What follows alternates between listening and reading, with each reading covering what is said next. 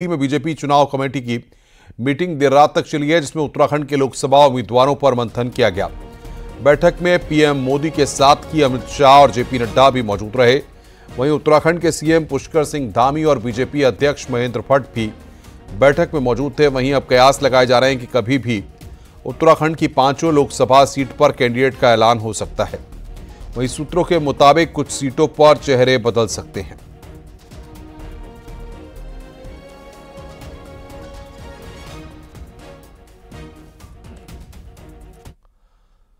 आगे बढ़ते हैं। हल्द्वानी के वनफूलपुरा कांड से जुड़ी बड़ी खबर आ रही है। मास्टरमाइंड अब्दुल मलिक पर एक और खुलासा हुआ है। मलिक पर धार्मिक भावनाएं भड़काने का आरोप है। हिंसा से पहले धार्मिक भावनाएं भड़काने का मलिक पर आरोप लगा है। एक मस्जिद कमेटी के मुखिया के तौर पर मलिक ने काम किया। पुलिस के इस एंगल से भी मामले की जांच की जा रही है।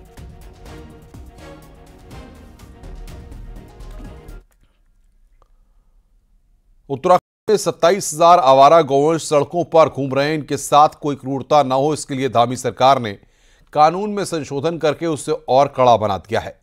इसके तहत उत्तराखंड में गौ तस्करी और गौ हत्या करने वालों के खिलाफ गैंगस्टर एक्ट के तहत मुकदमा दर्ज होगा। बजट सत्र के दौरान गुरुवार को उत्तराखंड विधानसभा में उत्तराखंड गिरोहबंद और समाज विरोधी क्रियाकलाप निवारण अधिनियम संशोधन विधेयक ध्वनिमत से पास किया गया। इसके तहत 17 प्रकार के अपराधों को अब गैंगस्टर एक्ट के तहत लाया गया है, जिनमें गौवंश की तस्करी और हत्या का अपराध भी शामिल है। संसदीय कार्य मंत्री प्रेमचंद्र अग्रवाल का कहना है कि सरकार गौवंश के संरक्षण को लेकर गंभीर है। जहां पहले सरकार गौशालाओं को हर गौवंश के हिसाब से 5 रुपए प्रतिदिन देती थी, उसे अब बढ़ाकर 80 रुपए कर दिया गया है। तो पहले 5 रुपया प्रति गौ प्रतिदिन दिया जाता था, और आपको याद होगा जब मैंने पहला बजट पेश किया था तो उनको प्रतिदिन 30 रुपए करने का काम किया। फिर वही राशि अगली बार बढ़ा के 80 रुपए प्रतिदिन प्रति गौ करने का काम किया, और 5 करोड़ रुपया पिछले बजट में हमने गौशालाओं के लिए प्रावधान किया था। वहीं पशुपालन मंत्री सौरभ बहुगुणा ने बताया कि पूरे प्रदेश में 60 गौशालाएं खोली गई हैं। इस साल 70 और गौशालाएं खोली जा रही हैं। इसके लिए 17 करोड़ रुपए भी सभी जिलों को जारी कर दिए गए हैं। करीब 3,500 निराश्रित पशु रेस्क्यू कर गौशालाओं में रखे गए हैं। हमने नई गौशालाओं बनाने की बात कही है। हमने इन 27,000 जानवरों को एक आसरा देने की बात कही है। ये पहली सरकार है माननीय पुष्कर सिंह धामी जी के नेतृत्व में जिसने गौ संरक्षण के लिए हर साल 27 करोड़ रुपए दे रहे हैं। बहरहाल अब नए कानून के तहत गोवंश की तस्करी, पशु क्रूरता के दोषी पर अब गैंगस्टर एक्ट के तहत मुकदमा दर्ज होगा। माना जा रहा है कि इसके बाद एक हद तक पशु क्रूरता के मामलों पर रोक लग सकेगी। न्यूज़ 18 के लिए देहरादून से सुनील नवप्रभात की रिपोर्ट। अब बात करेंगे मौसम के मिजाज की। उत्तराखंड में एक बार फिर से बारिश और बर्फबारी का अलर्ट जारी हुआ है। मौसम विज्ञान केंद्र ने 3 दिनों के लिए बारिश का येलो अलर्ट जारी किया है। इसके साथ ही 3,500 से ऊपर के इलाकों में बर्फबारी की संभावना है। ऊंचाई वाले कई इलाकों में बर्फबारी का दौर जारी है और कई जगह बर्फबारी के बाद सड़कों पर फिसलन हो रही है। ऐसे में अगर फिर से बर्फबारी होती है तो लोगों की दिक्कतें और बढ़ सकती हैं। हिल्स में या जो अंदर के डिस्ट्रिक्ट से उत्तरकाशी, चमोली, पिथौरागढ़, रुद्रप्रयाग, बागेश्वर, तो इनमें जो है जहाँ ज़्यादातर जगहों में हल्की से मध्यम बारिश मिलेगी, उसके साथ साथ भारी बारिश या भारी जो बर्फबारी है वो भी इन अंदर के डिस्ट्रिक्ट में कहीं कहीं पर कल रात को भी जो है वो देखने को मिलेंगी। हरिद्वार में मनसा देवी मंदिर के पहाड़ पर भूस्खलन रोकने के लिए भूवैज्ञानिकों की टीम ने एक बार फिर स्थलीय निरीक्षण किया है। डीएम के निर्देश पर सिंचाई विभाग, आईआईटी रुड़की से आए प्रोफेसर और यूएलएमएमसी के अधिकारियों ने मनसा देवी पैदल मार्ग पर पहुंचकर निरीक्षण किया। अधिकारियों ने दावा किया है कि इस बार बरसात सीजन से पहले भूस्खलन से सुरक्षा के काम पूरे किए जाएंगे। गौरतलब है कि मनसा देवी मंदिर पर हर साल बरसात के सीजन में भूस्खलन होता है, जिससे हर की पेड़ी क्षेत्र खतरे की जद में आ गया है। बना के प्रस्तुत करा है, अभी शासन में है, पहुंच गया वहाँ पे। तो अभी फिलहाल आईटी के प्रोफेसर साहब को बुला रखा है। इसमें फर्दर और भी हम क्या इम्प्रूवमेंट कर सकते हैं उसके लिए। ये शॉर्ट टर्म और लॉन्ग टर्म 2 तरह से बनाया जा रहा है। तो लॉन्ग टर्म तो थोड़ा लंबा रहेगा इनका प्रोसेस। शॉर्ट टर्म है कि अभी जो आगामी जो वर्षा काल है उससे पहले कोशिश पूरी है। उत्तरकाशी में 2012 की आपदा में तिलोथ पुल के एक हिस्से को नुकसान पहुंचा था, लेकिन 12 साल बाद भी पुल का काम पूरा नहीं हो पाया है, जिससे तिलोथ पुल पर आपदा के बाद से गाड़ियों की आवाजाही बंद है। दरअसल पुराने पुल की ऊंचाई नए पुल से थोड़ा नीचे है, इसे उठाने की कोशिश की जा रही है, लेकिन इस काम में जिस तरह लंबा समय लग रहा है वो नए पुल पर किए गए काम पर सवाल खड़ा कर रहा है। वहीं पुल से आवाजाही बंद होने से लोगों को भारी दिक्कतों का सामना करना पड़ रहा है। 12 साल हो गए, आज दिखवाते हैं इसमें क्या कहाँ दिक्कतें हैं, क्यों नहीं हो पा रहा है, कहीं पैसा कोई रिलीज होने में कोई दिक्कत हो रही है, क्या हो रहा है, उनसे आज चर्चा करके आगे बढ़ते हैं। बागेश्वर में साल 1913 में ब्रिटिश भारत में बने ऐतिहासिक झूला पुल के अस्तित्व पर खतरा मंडरा रहा है, जिसके बाद पुल को बचाने की मांग तेज हो चली है। बागेश्वर में सरयू नदी पर बना 110 साल पुराना पुल पिछले 1 साल में लोगों की आवाजाही के लिए पूरी तरह से बंद है। पुल में दरारें आने के कारण प्रशासन ने इसे बंद करने के आदेश जारी किए हुए हैं। वहीं पुल बंद होने से स्थानीय लोगों और व्यापारियों को भारी परेशानियों का सामना करना पड़ रहा है। तो हमें उम्मीद तो हम 1 साल से लगा के रखे हैं, 1 साल से पुल बंद है, 1 साल से हमारी रोजी रोटी बंद है और ये पुल बंद होने से बहुत असुविधा हो गई है आने जाने वालों को भी और व्यापार एकदम ठप हो गया। लगातार उस पुल बंद होने से छोटे व्यापारी जो वहाँ पर से जुड़े व्यापारी हैं उन सबको 1 साल से लगातार मंदी के दौर में रहना पड़ा है और उनकी दुकानों में भी उसका असर पड़ा है। वहीं झूला पुल की स्थिति को देखने के लिए जल्द ही दिल्ली से जांच के लिए टेक्निकल टीम यहां पहुंचेगी। इधर प्रशासन का कहना है कि जब तक सेफ्टी ऑडिट टीम इसके लिए अनुमति नहीं देगी तब तक पुल बंद ही रखा जाएगा। जो हमारी टीम आनी है दिल्ली से, उनके द्वारा एक प्रस्तावित जो अपना भ्रमण कार्यक्रम दिया गया है वो 3 मार्च से दिया गया है। तो जो ये संभावना है कि 3 मार्च को पूरी टीम यहाँ पे आएगी और निरीक्षण करके फिर इसमें जो है अग्रिम कार्यवाही की जाएगी। अंग्रेजों के जमाने में बना झूला पुल धीरे धीरे दम तोड़ रहा है, लिहाजा ऐतिहासिक पुल को संरक्षण की जरूरत है। न्यूज़ 18 के लिए बागेश्वर से सुष्मिता थापा की रिपोर्ट। रामनगर के पूछड़ी में वन विभाग की जमीन पर अतिक्रमण कर रहे लोगों पर कार्रवाई शुरू कर दी गई है। विभाग ने कई परिवारों को नोटिस जारी कर दिया है। इसके साथ ही विभाग इन दिनों ड्रोन से सर्वे करा रहा है। सबसे बड़ी टेंशन रहमत नगर को लेकर है। इस जमीन की जांच की जा रही है। कुछ परिवारों के लिए मुनादी भी करा दी गई है कि वो खुद ही जमीन खाली कर दें।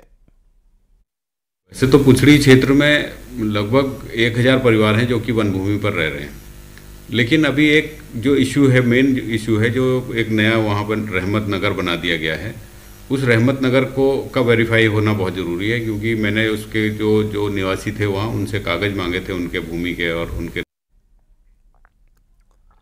बहाना बनाकर चुनाव ड्यूटी से बचने वाले कर्मचारियों के खिलाफ प्रशासन की ओर से सख्त कदम उठाए जाएंगे। कोटद्वार में जिला निर्वाचन अधिकारी आशीष चौहान ने कहा कि चुनाव में ड्यूटी से बचने के लिए कई कर्मचारी मेडिकल और कई तरह के बहाने बनाते हैं। ऐसे में कर्मचारियों के खिलाफ वैधानिक कार्रवाई की जाएगी। उन्होंने कहा कि गैर जरूरी तरीके से ड्यूटी हटवाने वाले कर्मचारियों की लिस्ट तैयार की जाएगी और उनके खिलाफ तुरंत एक्शन लिया जाएगा। ये लोकसभा इलेक्शन एक अत्यंत महत्वपूर्ण एक्टिविटी है और इसमें अगर किसी भी कर्मचारी द्वारा ऐसी कोई प्रवृत्ति दिखाई जाती है कि वो अपने मतदान से संबंधित जिम्मेदारियों से बचने की कोशिश करेगा, तो जो एप्रोप्रिएट एक्शन लिया जाना है आरपी एक्ट में वो लिया जाएगा। लोकसभा चुनावों की उल्टी गिनती शुरू हो गई है, लेकिन अल्मोड़ा पिथौरागढ़ सीट पर चुनाव करवाना इतना आसान नहीं है। भौगोलिक तौर पर सूबे की सबसे दुर्गम लोकसभा सीट में आज भी सैकड़ों इलाके ऐसे हैं जहां मोबाइल तो दूर, फोन की घंटी तक नहीं बजती। देखिए हमारी रिपोर्ट।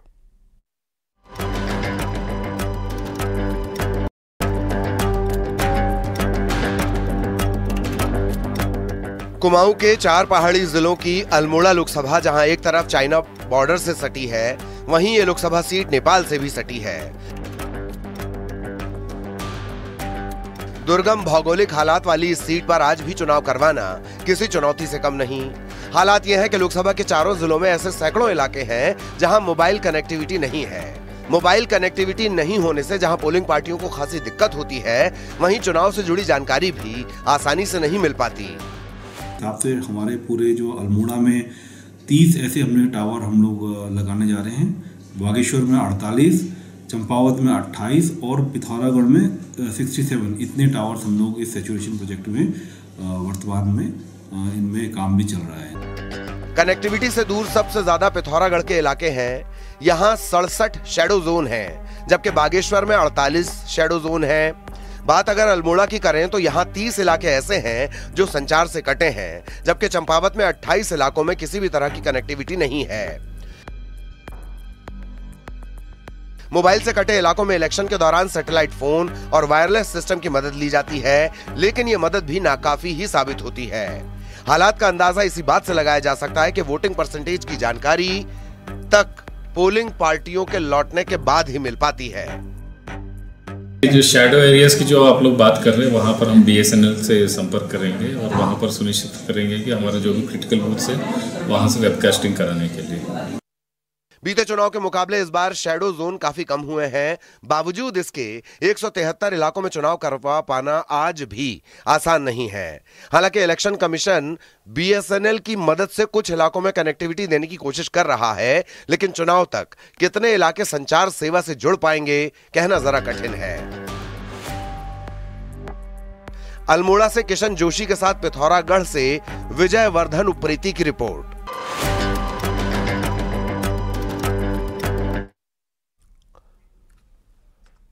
धर्मनगरी हरिद्वार में शारदीय कावड़ यात्रा शुरू हो गई है। महाशिवरात्रि से पहले शिव भक्त हरिद्वार पहुंचने लगे हैं और हर की पेड़ी से गंगाजल भरकर अपने अपने गंतव्य को रवाना हो रहे हैं। कावड़ यात्रा शुरू होने पर हरिद्वार में बोल बम के जयकारे गूंज रहे हैं। हालांकि अभी कम संख्या में कावड़िया हरिद्वार से गंगाजल भरकर रवाना हो रहे हैं, लेकिन आने वाले 3-4 दिनों में कावड़ यात्रा जोर से चलने वालेगी। कावड़ यात्रा को देखते हुए पुलिस और प्रशासन ने भी कमर कस ली है। आपको बता दें कि 8 मार्च को महाशिवरात्रि का पर्व मनाया जाएगा। उससे पहले हरिद्वार में शिव भक्तों की रौनक नजर आ रही है। ये महाशिवरात्रि का पर्व है जिसमें कि भोलेनाथ और माता शक्ति का विवाह हुआ था। उसको लेकर हम अपनी कावड़ लेके जा रहे हैं। पटौदी का मैं निवास स्थानी हूँ, जो कि गुड़गांव डिस्ट्रिक्ट में पड़ता है। और अब हमारा जो डिस्टेंस है वो है 300 किलोमीटर, तो हम आराम से पहुँच जाएंगे 5-6 दिनों में। संकल्प ले लिया है, आज तोड़ने के आज कपड़ा भगवानपुरे हो गया, ऐसे थोड़ा थोड़ा कर 7-8 दिन में 7 तारीख को 8 की शिवरात्रि है, 7 को पंजाब में बठिंडा में रामपुरा फूल से आए हैं, वहाँ पर स्थापना करेंगे। इसके श्रद्धा है, भोलेनाथ की शादी हुई थी तभी मेन का आ जाती है महाशिवरात्रि होती है बड़ी में। जहाँ पर भी आवश्यक जो सुरक्षा इंतजाम हैं वो किए जा रहे हैं। SP सिटी इसमें नोडल ऑफिसर है, उनके नेतृत्व में ये पूरा फोर्स इनको दिया जा चुका है। और जो मेन टाइम है 5 तारीख से 8 तारीख तक, उस समय मैक्सिमम फोर्स रहेगा। रूट डाइवर्जन का भी प्लान इसमें हम लोगों के द्वारा जारी किया जाएगा। देहरादून के राजभवन में आज से बसंतोत्सव का आगाज हो गया है। गवर्नर गुरमीत सिंह ने बसंतोत्सव का शुभारंभ किया। इस दौरान कैबिनेट मंत्री गणेश जोशी भी मौजूद रहे। बसंतोत्सव 3 मार्च तक चलेगा। माननीय राज्यपाल महोदय यहां पर वसंतोत्सव का उद्घाटन करते हुए। कुमाऊं विश्वविद्यालय अब हिमालय के लोगों की आजीविका और पर्यावरणीय पहलुओं पर काम करेगा। बाकायदा सेंट्रल हिमालयन एनवायरनमेंट एसोसिएशन और कुमाऊं विश्वविद्यालय ने करार कर लिया है। इस करार के तहत दोनों संस्थाएं पहाड़ में शोध के साथ कुछ गांवों को भी गोद लेंगे। कुलपति कुमाऊं विश्वविद्यालय ने कहा है कि इस समझौते से कई शोध काम निकलकर आएंगे और जो गांव गोद लेंगे उन गांवों पर भी काम होंगे, जिसका फायदा सभी को मिलेगा। वहीं इसके साथ ही अब विश्वविद्यालय विदेशों की संस्थाओं के साथ भी काम करेगा।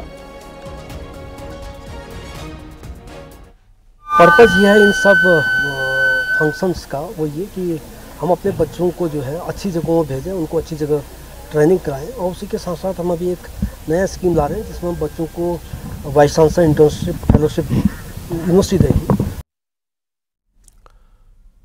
नैनीताल में पर्यटन स्थलों को हेली राइड से जोड़ने पर काम शुरू किया जा रहा है और नैनीताल के नौकुचिया ताल में बने हेलीपैड को तैयार करने में जिला प्रशासन जुटा हुआ है, जिसको पर्यटन के साथ दूसरे काम में यूज किया जा सकेगा। हालांकि कुछ पेड़ों के कटान को लेकर काम में दिक्कत आ रही है, जिसके लिए भी शासन को पत्र भेजा गया है।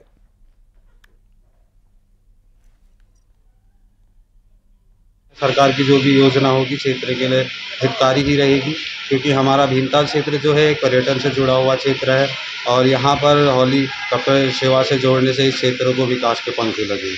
नौकुचिया ताल के हेलीपैड के लिए शासन से धनराशि का शासनादेश हो गया है और इसमें कुछ पेड़ इत्यादि का इशू आ रहा था, जिसकी वजह से फॉरेस्ट की तरफ से कुछ आपत्तियां व्यक्त की गई थी। अभी शासन स्तर पर एक बैठक हुई जिसमें ये निर्णय लिया गया है कि जिस हिस्से में पेड़ नहीं है वहां पर कार्यदायी संस्था तत्काल कार्य प्रारंभ करेगी, जिसके क्रम में विभाग ने अपनी एक्टिविटी शुरू भी कर दी है।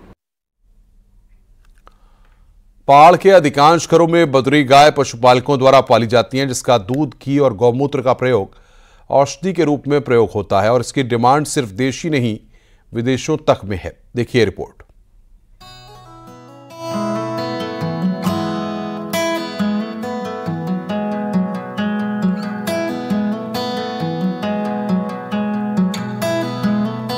शुद्ध दूध और उससे बने उत्पाद तो आपको बाजार में बहुत मिल जाएंगे, लेकिन बद्री गाय को पहाड़ की कामधेनु गाय माना जाता है। बद्री गाय पहाड़ के बुग्यालों में घास से साथ साथ औषधि भी चरती है, जिससे उसका दूध बेहद ही पौष्टिकता से भरपूर होता है। इसके साथ ही दही, घी और गौमूत्र की भी भारी डिमांड है।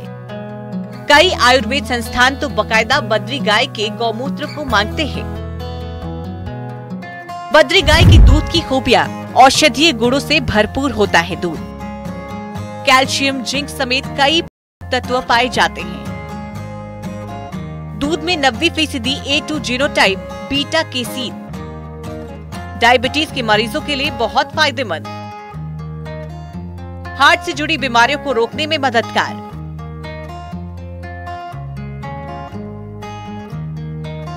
ये मैंने जब देखा कि उसका सच में इसका यूरिन भी बहुत अच्छी एंटीबायोटिक एक्टिविटी का रखता है, उसका मिल्क भी बहुत इजीली डाइजेस्टेबल है। आपने देखा होगा ना, लोग कहते हैं कि हम भैंस का नहीं बच्चे को गाय का दूध पिलाएंगे, उसके पीछे रीजन ये है कि उसका डाइजेस्ट होना,